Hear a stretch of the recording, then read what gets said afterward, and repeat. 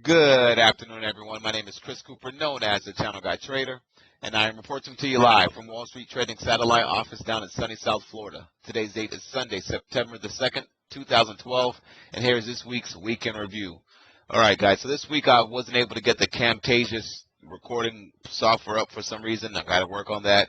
However, I was able to start recording the screen in another program here, so that's what we're going to go with for this week. So if the volume of the voice sounds a little bit distorted, bear with me a little bit here, as you guys should still be able to get you guys should still be able to get the point that I'm trying to get across here, and you guys should still be able to see the charts and get all the information here for this week's Weekend Review. All right, so I want to start by first taking a look to see how the indices close here on a percentage basis. The NASDAQ closed down 0.20%. NYSE was down 0.27%. The Russell 2000 was up 0.21%. Dow Jones was down 0.26%. The S&P 500 was down 0.27%. So just across the board in the indices, there was a low volatility market, except for like when Friday started kicking in. Aside from that, Monday through Thursday was pretty quiet. We just had this little sideways action in the ES, which we'll take a look at here shortly. A lot of sideways action chop around, say, the 1400, 1404, all the way up to like 14, 1412, even 1416 a little bit this week, I believe. But, there wasn't much action going on. We did have some nice action on Friday, as Friday was the Jackson Hole speech by Ben Bernanke, and that was the cause for a lot of volatility that took place in the market. And taking a look here at the sector that's making the most money this week, though, you got to take a look at gold, the silver, the precious metals, crude oil. We had GLD was up 1.77%, SLV up even higher, 3.53%. As it's silver has been leading the way in this precious metals rally that we've been having lately. I haven't taken a look at copper, but USO 0.79% up this week. So there's a lot of money moving to the commodity sector compared just to the regular indices and those stocks that are inside those indexes. But in any case here, let's start with the GLD, all right? And I want to start with the GLD because we nailed the GLD on Friday. If you follow us on YouTube or if you follow us on Twitter at Wall Street Trade, WALLSTTRADE, or follow us on Facebook at Wall Street Trading, right? You would have seen that we made some decent calls in the gold sector. We were able to pick up these NEM.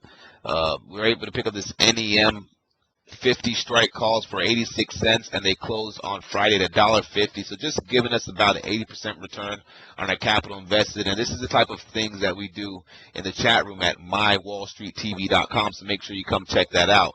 So in any case, let's go and get back to the charts here. GLD. Starting off with the GLD. GLD had a nice igniting candlestick on Friday. We were looking for a pullback, all right, and we didn't really get that pullback all the way down towards this 158 area that I wanted to get. But however, we did have a nice little 3-day kind of 4-day pullback right here. Nice little kind of flag action off this little up move from the breakout of the triangle pattern we have highlighted here, and nice igniting bar on Friday. Next target to watch on the GLD is 166.33. Just to give you guys a head up, on the Newmont mining trade that we call it here. Look at Newmont mining, nice little 1, 2, 3, kind of you could say 1, 2, 3, 4, 5, 6-day pullback or so right here. A nice little igniting bar on Friday. Most people that got long the NEM where we got long around the 49.12 level. For those people that took the equity in the chat room, I actually got long the options down there. So we got a nice entry point to put a stop right underneath the low of this igniting candlestick. You should be good to go. Target on Newmont mining that we're looking for is all the way up here towards. First target would be all the way up here towards 52.30. All right, so looking to hold that for all of next week and make some nice coin in that right there. All right, take a look at the SLV. Since all these precious metals are on fire, we're going to start with the SLV. We will take a look at the indices, so don't go nowhere quite yet. Let's see here. SLV, next target on SLV is up here towards 31.5. Then we will have this 33.26. Another nice igniting candle on that chart with the volume there. Just to show you guys a better pattern, I know some of you guys track the gold futures, some of you guys track the GLD. I track both. Gold futures, you can see the pattern much cleaner, a little better here to kind of move around through the charts. Let me wait for this chart to load up here, and we'll take a look at the gold futures to see how those lined up. But in general, the precious metals market was just on fire this week. You had a lot of those stocks up, a nice amount, over 10%, 15% on Friday. Well, as far as options goes, a lot of stocks were up 3% or so. For some reason, my gold futures chart's not showing up here.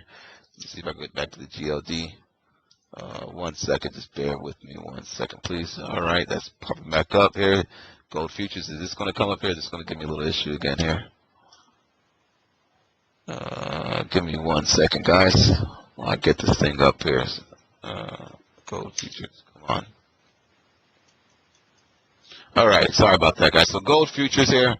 All right, next move that we're looking for in the gold futures is going to be up towards the 1720 area. All right, you got this little prior support that was back here in February. It broke down. That's the key reference level to work off of. So anybody that's long gold futures, that's after the whole pain, they're long from the 1720 area when it broke down right there. So 1720, our next target on the gold futures, nice igniting candle. You see the breakout from the triangle right there. So some decent action right there. Let's go and take a look at the SPY. Then we'll start off by taking a look at the futures after that. And then we'll go to the NASDAQ and the Russell like we usually like to do, like we normally do in these weekend review videos. So SPY. All right, nice little range here between 140 and 142.61, call it 143. As long as we remain in this sideways consolidation and we're in this little upward channel right here, you have to be expecting that the next move is going to be towards the upside. All right, and if that does fail, then we have that. We're going to have a nice little bull trap above 140, which you guys can see a little bit cleaner on the ES from that neckline, from that key trend line from the neckline, from the head and shoulders pattern that we broke down out of there back in May on the ES. So anyway, let's take a look at the SPY first, and we'll take a look at the ES. So SPY, as long as it holds above 140, it consolidates inside this upward channel, that'll be good shape. But I'll tell you one thing, if we consolidate more for like the next 2 weeks inside this 140 and this 143, we're just building up momentum for a nice move to the upside or a nice little trap, bull trap move and shake, real shake down to the downside here. So this 140 is going to be key to watch. All right, you guys can see the more time we consolidate, the more time we're going to have to build up right here, going into this ascending channel right here, the bottom band of the ascending channel, all right, which is going to line up at around 140 or so if we keep on consolidating in this range for the next 2 weeks. We'll keep an eye on that, keep you guys posted on that as well. Take a look at the S&P 500 futures here. This ES, key level to watch on the ES is 1400. Let me get rid of my channels and everything here. Bear with me 1 second. Hide these ovals. Yeah, so the Camtasia's program went out on us. So just to make sure we get something out there to our viewers, we want to go ahead and do this recording on this other little program that I have called Link Recordings. It's a Microsoft program. Anyways, so we're going to show the key trend lines. All right, key trend lines here. Again, guys, we're still watching this navy blue trend line right here from that neckline, from the head and shoulders pattern broke down. You can see how we've been holding above it since we broke above it right here. And right now we have, right now they've been trying to shake us below that, but every time we get shaken below that for the past, couple sessions here, they've been bringing it right back above that trend line. If that continues to happen, expect a lot of people to get shaken out, get frustrated, and then the market probably to pop up. But if we start holding below 1400 and we break below 1395 or so and start holding below 1395, expect this market to sell and expect people that bought above 1400 to be in a bull trap, as we are still like in this little upward channel right here on the ES, the original upward channel that came from this little pivot point from down here. And if we break below that, we could get some more selling down to the next trend line support, which is going to come, say, around the 1370 area, which also lines up with the support from the prior breakout before they chopped us up, chopped us down, and then ripped it higher. So a lot of action going on this week, guys. A lot of expecting volatility to pick up next. Expecting volatility to pick up next week. But again, as long as we remain above 1400, I will continue to be neutral to a bullish on this market and look for buying opportunities of stocks that are strong to buy them on the dips. Taking a look at the Qs, I know a lot of you guys out there look at the Qs. For some of you technology stock traders out there, I trade a lot of commodity stocks, so I'm mostly focused on the S&P 500. However, the Qs are hanging in there. They continue to consolidate between 67.37 and 68.65 or so. Qs, we want to see a breakout in the Qs above 69. We are seeing some of those stocks slow down a little bit. Amazon ran to that little double top area from I believe what the 2005 levels. I'm not sure what levels. I don't know. Either way, I know it made a new all-time high. That's slowing down up there near these levels up here. Apple slowing down a bit here. IBM has been showing weakness for the past 3 weeks or so compared to the other large cap stocks. Google, let's take a look at Google. All right, so anyway, your level, before we take a look at Google, just know that your levels to watch in the Qs, 67.37, 68.65. All right, let's take a look at Google. Google has been one of the stronger stocks in the technology sector. All right, let me bring up the studies back on the chart here. And this one's still looking pretty good. All right, Google's still looking pretty good. You can see it's trending with the 8 EMA and 8 SMA pretty strong there. So as long as that continues to hold up, then I'm just going to be expecting some of these technology stocks to kind of hold the upper ranges and maybe start grinding higher. So we'll keep an eye on those. Small caps, like again, showed some strength last week. The only index that was up last week was the Russell 2000, which was only up 0.21%. And the Russell, you guys remember the Russell 2000 was showing relative weakness for the prior 3 weeks, but now this week it's showing a little bit of relative strength.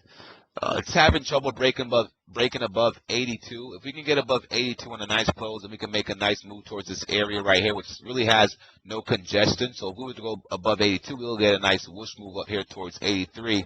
But until we get above 82 and hold, that's out the cards, and we have to look at 82 as short-term resistance. Okay, guys?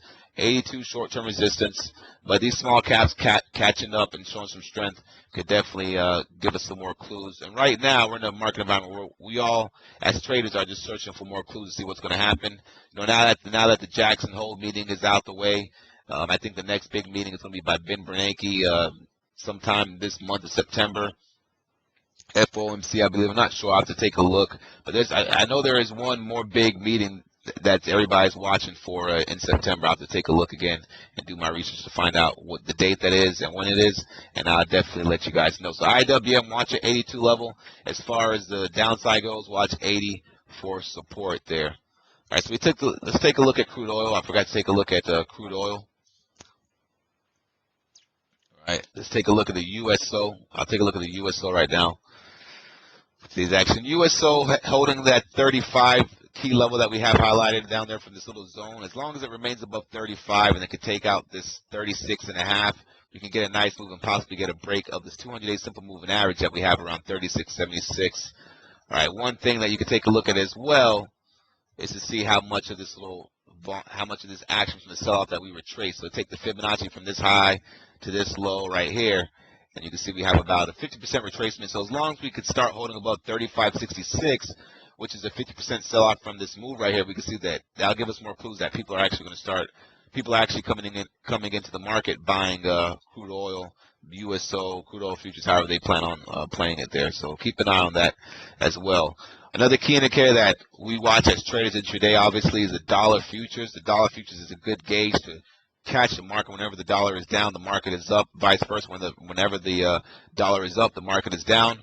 So let's take a look at this dollar futures chart. Dollar futures broke down out of that rising bear channel that we've been highlighting for the past couple of weeks here. We continue to see selling pressure. Dollar had some nice selling pressure on Friday. Next level to watch, of course, is still this 80 area on the dollar futures, the /DX. All right, if we break below that 80, we'll be breaking below the 200-day simple moving average and exponential average. And then the next price support would be around 80.25, which comes from this prior resistance right here from the breakout. So now that could support somewhere in this area around that level there. All right, so watch the 80, 84 area. If we come into a session sometime next week and we're below 80, 84 and we hold below that level, look for some selling pressure, look for some of these commodity prices to rise up along with some of these commodity stocks to get a nice little pop. One sector that I've been watching to see if we're going to get a pop is in the coal sector, but we'll take a look at that later on. I don't think that's quite ready yet, as those stocks are still going down. But if the dollar was to sell off and people were to just start rushing to some type of assets that hold some type of value, you know, since the coal stocks have been beaten up and they're coming into some support levels from the double bottoms or et cetera, some of those other key levels, we'll take a look at a couple of those to see which ones are going to be in play. But so dollar's looking kind of weak here. Looking for a move lower in the dollar. I mean, off of this little break of the channel, you have your nice little downward move, sideways action, and you can see Friday try to get that continuous move to the downside, but buyers came in and bought that 81 level as close as they can against those moving averages down there, which we're going to be using as a reference level going forward. So dollar futures are looking weak. Let's take a look at the VIX. The VIX had got a nice little spike up on Friday, and it's been going up for quite a while. For the past, 2 weeks, I would say. If you guys recall, we highlighted the fact that we had this nice little downward falling bullish wedge pattern. We got the breakout. It's been fading ever since, and now we're trying to get the nice little move up there. For the fact that we were able to break back above this 15 level, right, will have you expecting that. A lot of people got trapped, all right, to the short side below this 15 level right there. All this little 2 weeks action right here, a lot of people got trapped trying to short volatility. And now, you know, volatility is increasing, and if those people are still short volatility and volatility keeps on creeping up here, well, you know, they're going to start feeling some pain. VIX is going to spike up. Most likely the market's are going to get some selling pressure, and something's brewing here. That's all I got to say. You know, something is coming up here. We've been in that little range on the ES and the SPY for like the past couple weeks here, and you know, it's basically a battle going on right now between the bulls and the bears. So whoever wins, you know, we should get a nice little trend directional move in that direction. So we'll keep an eye on that. In any case, that's it for the weekend review, guys. Hope you guys liked the video. Again, bear with me for the fact that, you know, I'm not using Camtasia. I'm using a different program, which is not as good as Camtasia, but hopefully you guys get the point that we're seeing the markets showing some nice sideways action. That's kind of hard to trade, but if you can find the sectors that are making money, such as the gold sector on Friday, or the gold stocks that have been trying to, you know, been showing some decent relative strength compared to the other sectors and indices, then you can make some money. Again, we made 70% on the NEM call options all in one day. And, you know, this is the type of stuff that we do in our trading room at mywallstreettv.com. The password to log into the trading room is smart. Make sure you come check us out, and make sure you check out wallstreettrading.com. If you're a prop trader, or if you're a group manager that has traders underneath you and you're looking for better rates for your business, contact me at ccooper@wallstreettrading.com. And I hope you guys are having a great weekend, and I'll catch you guys on Monday night, tomorrow night, for our 9:30 p.m. live chart session, which obviously is not tonight since the markets are closed tomorrow. Anyway, have a great day, guys. Catch you guys tomorrow. Peace.